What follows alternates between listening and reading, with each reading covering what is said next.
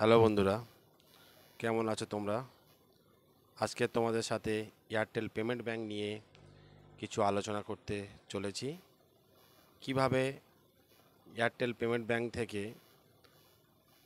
Statement PDF এর মাধ্যমে তোলা যায় সেটাই নিয়ে আজকের আলোচনা।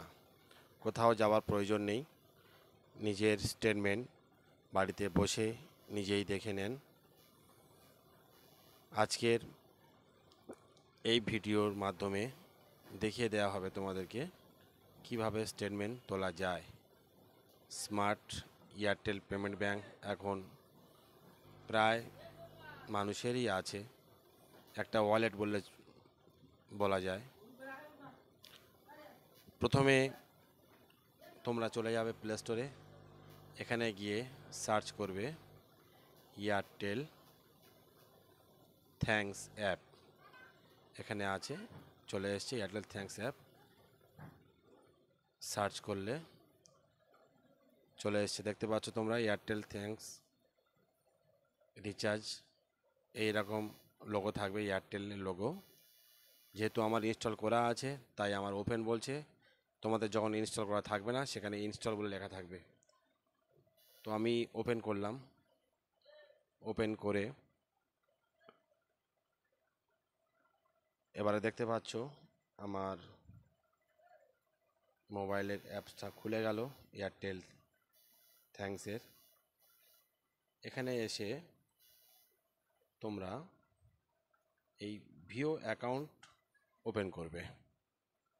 ওখানে ক্লিক করার পরে দেখতে পাচ্ছ আমার অ্যাকাউন্টে মাত্র 002 মানে 2 পয়সা ব্যালেন্স আছে। তো এখানে এসে সেকেন্ড ধাপে চলে যাও, ইউপিআই পেমেন্ট। তারপরে একটা আছে দেখতে পাচ্ছ হিস্ট্রি, এই হিস্ট্রিতে ক্লিক করো। হিস্ট্রিতে ক্লিক করার পরে তোমার এমপিন চাইবে। এমপিন, যে টাকা মারা যে এমপিনটা হয় সেই এমপিনটা মারছো। মারার পরে ভিতরে তোমার প্রবেশ করাবে। তারপরে দেখবে ডাউনলোড স্টেটমেন্ট। এই ডাউনলোড স্টেটমেন্টে গিয়ে এখানে দেখতে পাচ্ছ 1 মাসের, 3 মাসের, 6 মাসের, current financial years, current years এবং কাস্টম। তোমার যতদিনের লাগবে তুমি ততদিনে নিতে পারো এখানে। তো আমি মেনে নিচ্ছি, আমি 3 মাসের নিতে চাই। এটা শুধু দেখাবার প্রয়োজন, তোমাদেরকে জানাবার জন্য ভিডিওটা করা। আমার উদ্দেশ্য একটাই, অনেক বন্ধুদের সমস্যা মুখোমুখি হতে হচ্ছে স্টেটমেন্টের জন্য। কোথাও যাওয়ার প্রয়োজন নেই, নিজের স্টেটমেন্ট নিজেই করে নিতে পারবে। তো এখানে ডাউনলোড স্টেটমেন্ট দেবে তোমাকে ইমেলের মাধ্যমে।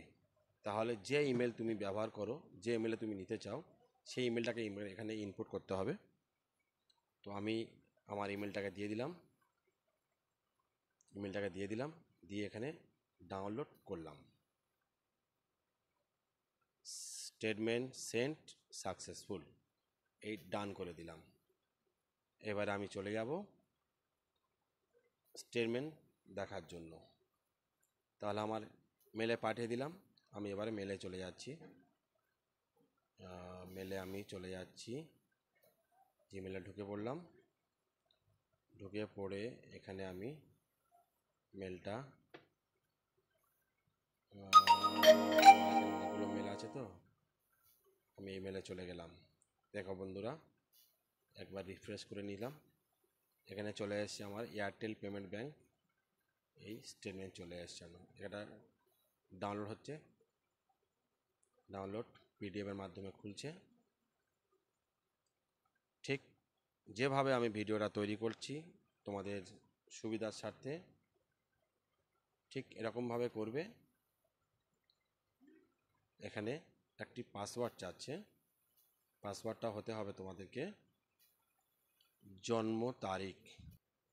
তো এখানে এখানে বন্ধুরা যে পাসওয়ার্ডটা চাচ্ছে, সেই পাসওয়ার্ডটা তোমরা যখন মেলে চেক করবে, মেলে যখন দেবে, তখন কিভাবে পাসওয়ার্ডটা মারতে হবে, কিভাবে পাসওয়ার্ডটা কী সিস্টেমে দিতে হবে, সেটা পরিষ্কার ওখানে মেলেতে তোমার দেখিয়ে দেবে। যেমন আমি তোমাদেরকে বলে দিচ্ছি, এখানে প্রথমে তোমাদের জন্ম তারিখ, মানে ডেট, ডে, মান্থ, ইয়ার্স। যেমন কথা বলছি, জানুয়ারি মাসে 1 তারিখ, আগস্ট মাস হলে 8 মাস, ধরো 1990, ঠিক আছে? তাহলে তোমাকে মনে করো তোমার জন্ম তারিখ আধার কার্ডে দেখবে লেখা আছে যে 01 মানে জানুয়ারি, 08 মানে আগস্ট, 1990, এরকম। যেমন তোমার থাকবে, সবার কিন্তু আলাদা আলাদা পাসওয়ার্ড হবে, এটা মাথায় রাখবে, সবার একই নয়। তাহলে তোমার জন্ম ডিটেলসটা 01 08 1990 কথায় বললাম, দিয়ে তারপরে তোমার যে নাম্বার দিয়ে এয়ারটেল ব্যাংক অ্যাকাউন্ট লিঙ্ক আছে, যেটা দিয়ে তোমার এয়ারটেল ব্যাংকটা চলছে, সেই নাম্বারটা, তোমার যে নাম্বারটা থাকবে সেই নাম্বারটা, 10টা নাম্বার, তোমার জন্ম তারিখ, মাস এবং বছর মেরে তারপরে সঙ্গে সঙ্গে ওই নাম্বারটা ওর পাশে দিয়েই ওপেন করলে তোমাদের এটা খুলে যাবে, পুরো হিস্ট্রিটা চলে আসবে সামনে। ঠিক আছে বন্ধুরা, আজকের এই ভিডিও তোমাদের মাঝে তুলে ধরলাম কিভাবে এটাকে পিডিএফ রূপে স্টেটমেন্ট বার করা যায়, দেখা যায়। আশা করছি এই ভিডিও থেকে তোমাদের অনেক হেল্পফুল হবে।